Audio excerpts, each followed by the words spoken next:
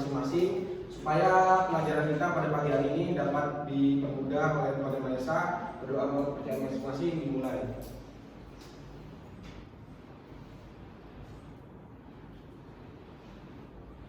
Selesai.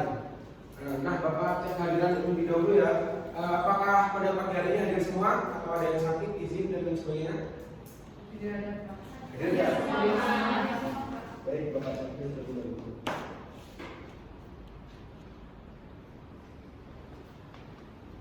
Nah, sebelum kita masuk materi pada pagi hari ini, Bapak ingin menyampaikan sepatah dua kata-kata, yaitu pendidikan yang berkualitas ini merupakan cikal bakal memunculkan generasi pemimpin yang berkualitas.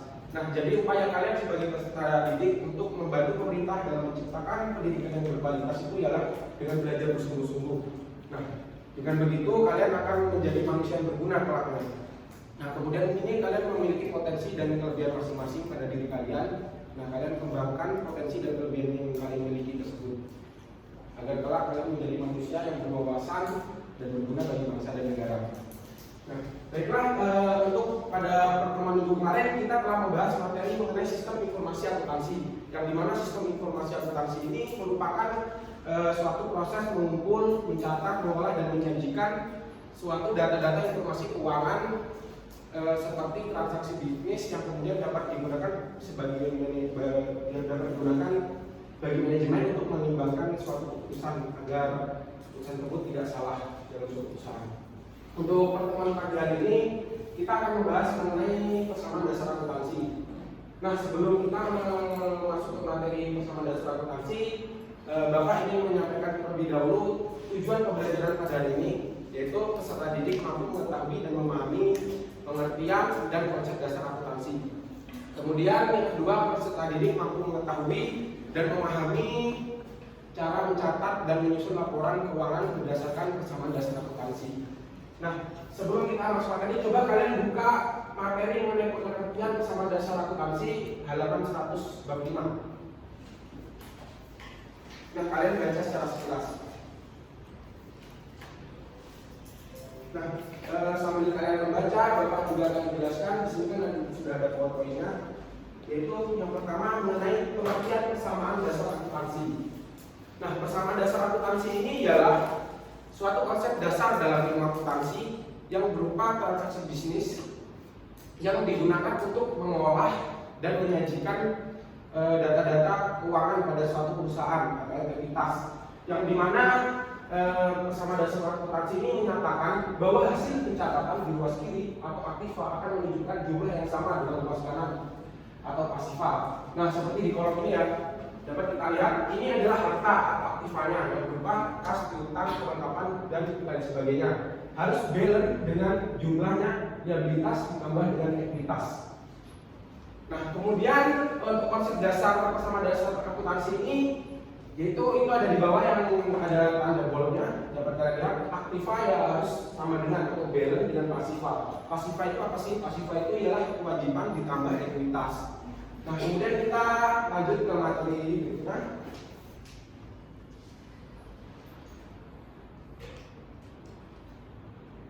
Terdapat komponen-komponen persamaan dasar akuntansi.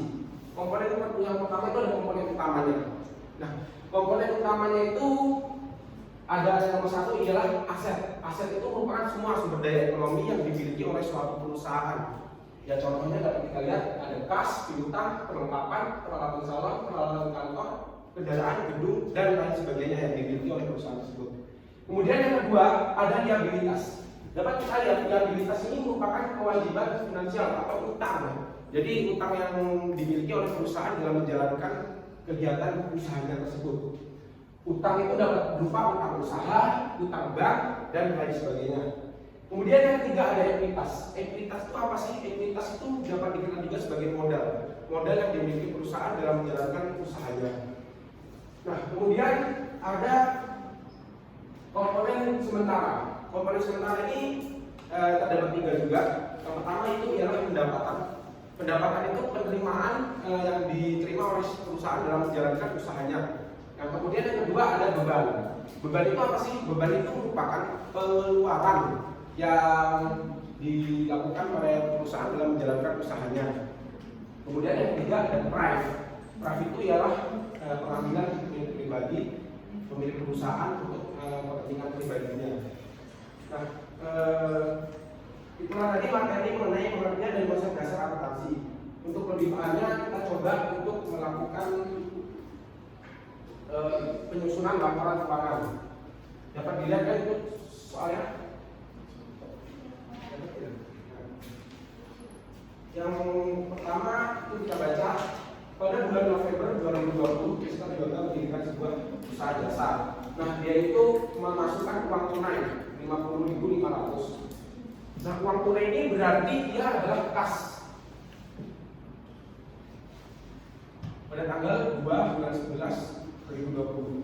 Nah, kemudian pada tanggal 2 November itu dia menginvestasikan apa saja sih? Dapat kita lihat peralatan kantor 1.500, kemudian perlengkapan kantor 250, kemudian ada peralatan kecantikan 500 atau peralatan salon, dan melunasi biaya sewa gedung 1.200. Nah, lalu kita garis. Kemudian untuk mencari modal atau entitas ini berarti kita adalah menambahkan semua harta atau aktiva yang ada pada kolom harta atau aktiva itu, yaitu 50.500, 250 ditambahkan semua, dan jumlahnya itu ialah 53.950. Itu kita tulis di sini modal awal. Kemudian pada tanggal 3 itu membayar dana kebersihan. Dapat kita lihat membayar dana artinya perusahaan tersebut mengeluarkan uang, artinya itu ialah beban, yaitu sebesar 500. Maka mempengaruhi kas, karena dia mengeluarkan uang berarti kasnya berkurang perusahaan tersebut, dan modalnya juga ikut berkurang. Lalu karena beban ini termasuk akun sementara, tidak terdapat pada kolom liabilitas maupun harta aktiva, maka kita tulis di kolom keterangan di sini akunnya, yaitu akun beban usaha. Nah, lalu kita jumlahkan.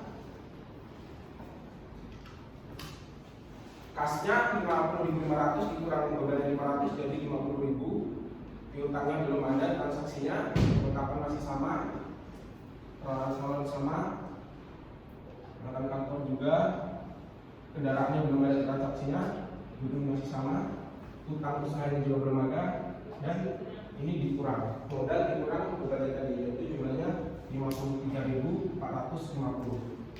Nah, kemudian kita masuk lagi ke transaksi berikutnya, yaitu pada tanggal 5 November. Nah, pada tanggal 5 November, perusahaan ini menerima kas masuk dari dua artisnya. Berarti dia menerima sebuah pendapatan atau penerimaan uang dari hasil jasa yang tadi, yaitu sebesar 2.500.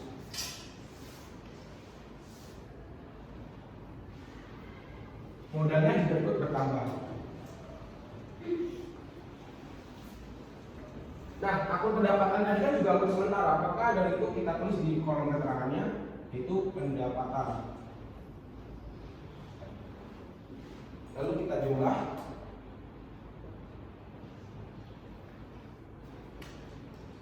Kasnya ditambah pendapatan tadi, yaitu menjadi 52.500. Kemudian peralatan salonnya tetap 500, kendaraannya belum ada transaksi, gedungnya juga 1.200, reklamasinya belum. Kemudian ekuitas 53.450 atau modalnya tadi ditambahin dengan pendapatannya 2.500, itu hasilnya 55.950. Kemudian lanjut ke transaksi berikutnya, yaitu pada tanggal 6 November, yaitu membeli kendaraan tapi hutang. Berarti kalau mereka membeli kendaraan hutang, perusahaan ini belum mengeluarkan uang, tapi artinya kasnya tidak berkurang. Tapi kendaraannya ditambah menjadi 12.000, kasnya tidak berkurang karena dia hutang, belum mengeluarkan uang perusahaan tersebut.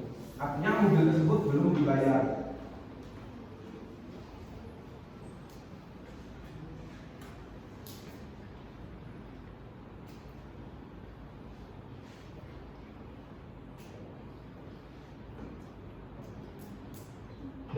Judulnya sama. Hutang perusahaannya bertambah yang menjadi 12.000.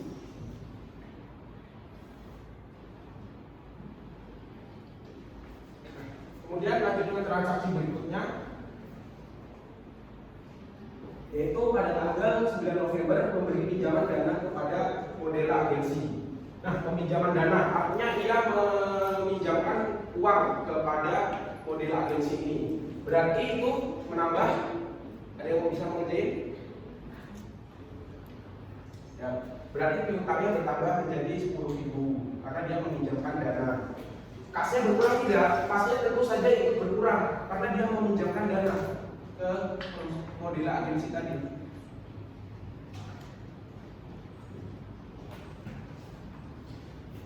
Tetapi modal yang tidak berkurang karena apa? Karena dia piutang, artinya uang itu akan kembali lagi. Entah pada periode waktu tertentu uang itu akan dikembalikan oleh pihak model agensi tadi. Makanya modalnya tidak berkurang. Dan kita jumlahin 42.500.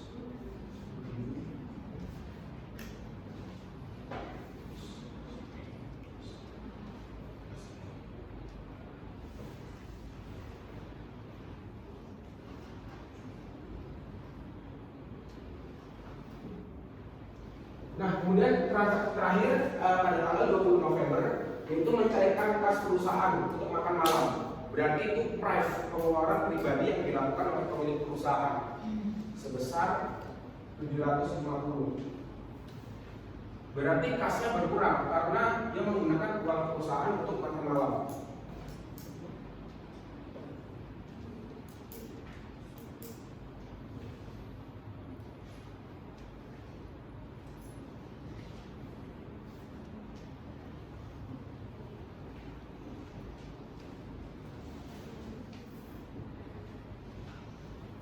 Ini kita garis, karena price tadi termasuk akun sementara, maka ia ditulis di kolom keterangan, yaitu keterangannya price, karena dia tidak ada akun price ini di kolom harta maupun liabilitas dan ekuitas. Kemudian kita jumlahkan.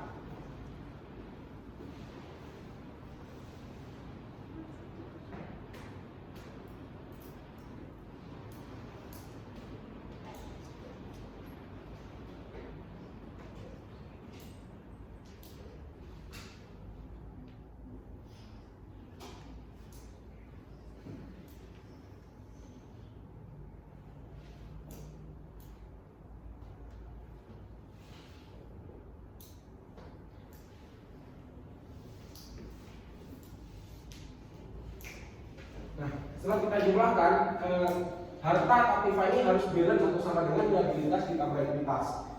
Nah, setelah dijumlahkan, ternyata harta aktivanya itu jumlahnya ialah 67.200 sama dengan liabilitas pasifanya yaitu 67.200.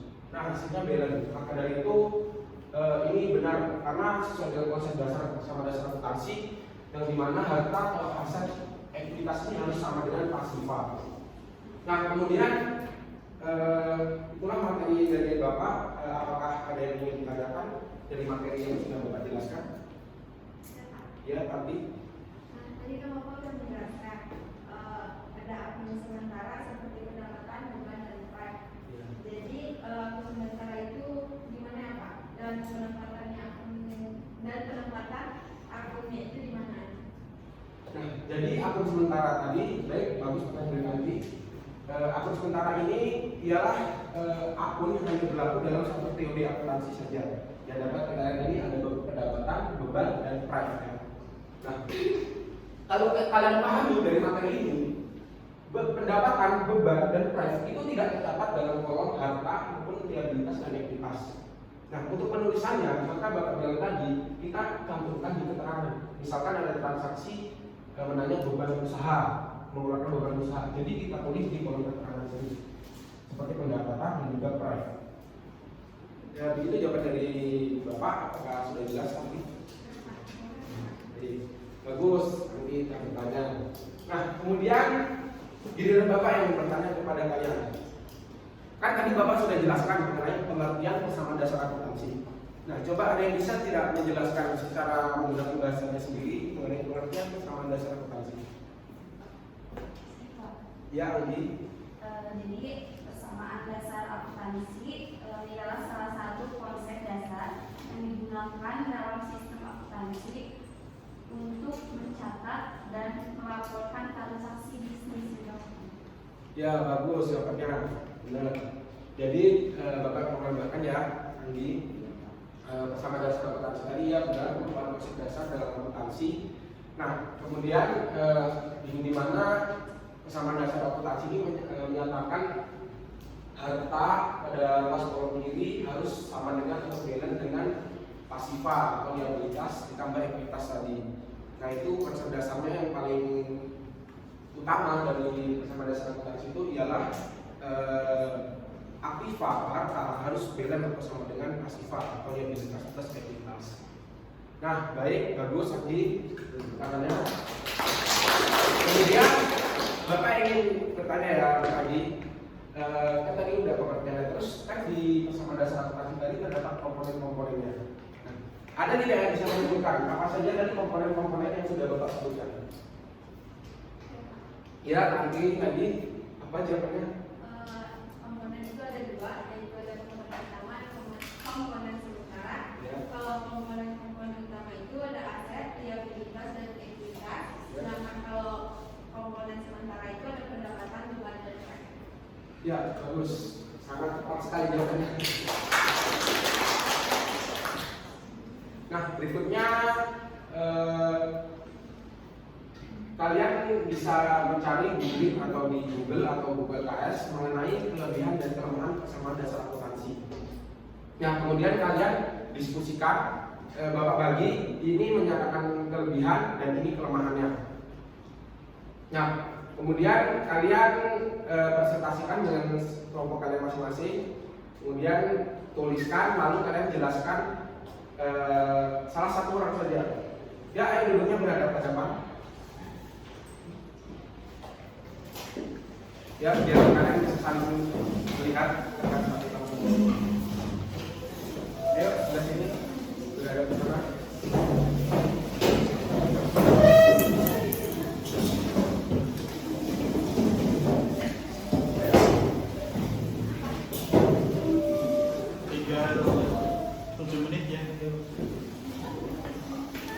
Keterampilan membuka, menjelaskan sudah, bertanya sudah, mengelola kelas sudah. Sekarang membimbing, penguatan, variasi, dan menumpuk. Ayo, kelompok sini kelebihan ada yang mau lagi? Ya, siapa? Tampil lagi.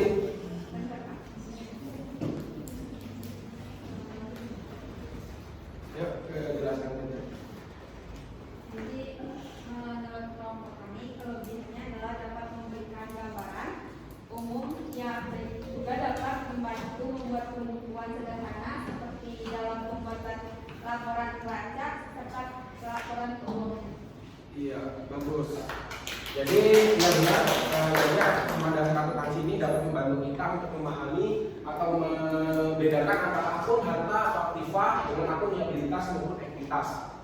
Nah, jadi dengan menggunakan persamaan dasar akuntansi ya kita dapat memperinci secara lebih rinci keuangan transaksi pada sebuah perusahaan ataupun bidang lainnya. Kemudian untuk kelemahannya dari kelompok sini ada yang bisa mempresentasikan?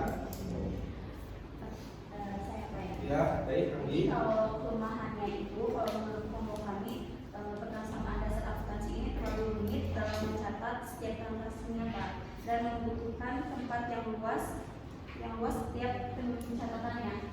Iya, benar. Ya karena apa ya? Kalau persamaan dasar akuntansi ini kan kolomnya ada banyak nih. Jadi kalau kita hanya mungkin menurut kalian jika baru memahami itu kan rumit. Jadi dan juga kita tidak bisa menggunakan buku kecil dalam belajar akuntansi seperti bukunya tadi itu tidak bisa. Kita harus menggunakan buku double folio yang besar. Ya karena kolomnya sendiri kalian bisa lihat sudah ada beberapa kolom di sini. Dan transaksinya itu biasanya juga panjang, perusahaan dalam beberapa bulan ke depan. Nah, baiklah, mungkin ini materi yang dapat Bapak sampaikan. Kemudian ada tidak yang bisa nyimpulin materi yang telah Bapak ajarkan pada pagi hari ini? Saya Pak. Ya, baik, Putri.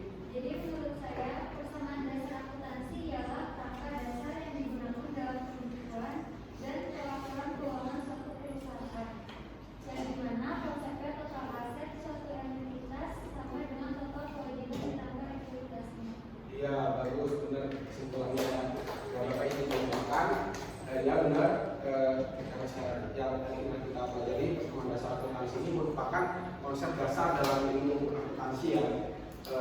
Berupa dia kegiatannya mencatat dan mengolah transaksi bisnis yang ada dalam sebuah perusahaan untuk diserahkan ke manajemen sebagai informasi penting bagi manajemen keputusan perusahaan ke depannya.